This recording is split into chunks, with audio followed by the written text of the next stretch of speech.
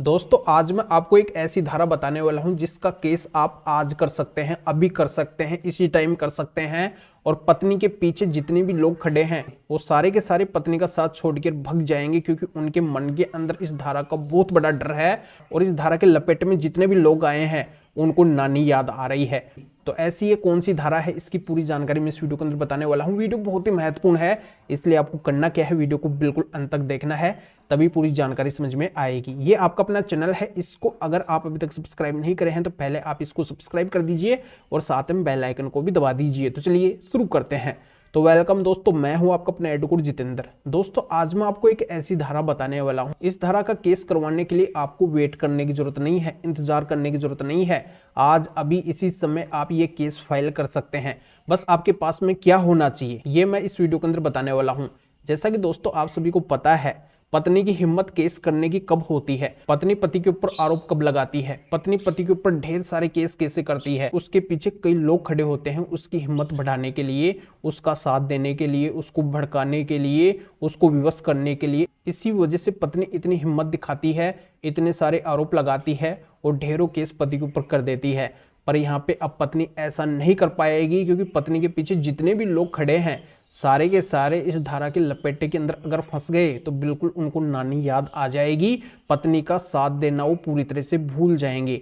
तो ये धारा कौन सी है, देखो दोस्तों यहाँ पे मैं बता देता हूँ कि जितनी भी पत्नी झूठे केस करती है तो उन झूठे केसों के अंदर पत्नी की मनगढ़ंत कहानियां होती है, मनगढ़ंत आरोप होते हैं। और वो मनगढ़ंत कहानी कौन बनाते हैं, कौन इतने संगीन आरोप लगाते हैं, जो भी मनगढ़ंत, तो वो सारे के सारे काम करते हैं पत्नी का साथ देने वाले जितने भी लोग हैं, पत्नी के मायके वाले हैं या फिर अन्य लोग हैं।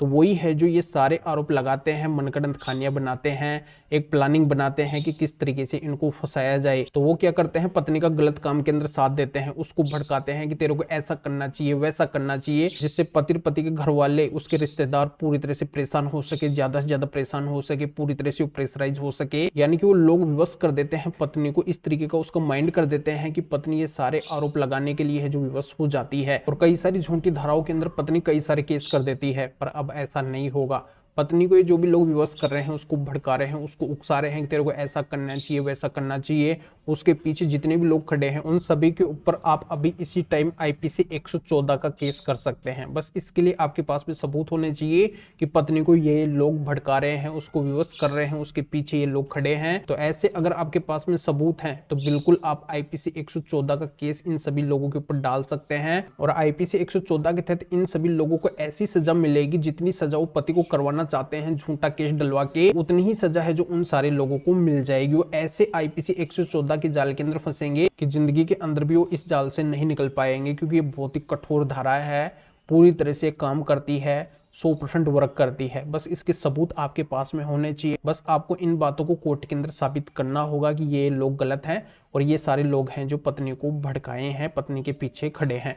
जानकारी समझ में आ गई होगी। तो अभी आपको करना क्या है, वीडियो को लाइक करना है और शेयर भी करना है, जो और लोगों तक जानकारी पहुंच सके। अगर किसी भी तरीके की कोई लीगल प्रॉब्लम है तो स्क्रीन के ऊपर मेरे व्हाट्सअप नंबर शो हो रहे हैं, इसके ऊपर व्हाट्सअप मैसेज करके अपॉइंटमेंट बुक करवा के डायरेक्टली मेरे से बात कर सकते हैं। अपनी जो भी लीगल प्रॉब्लम है, कानूनी समस्या है, उसका समाधान मेरे से जान सकते हैं। तो फिर आगे मिलेंगे आपसे नए टॉपिक के साथ में। आप सभी का बहुत बहुत धन्यवाद।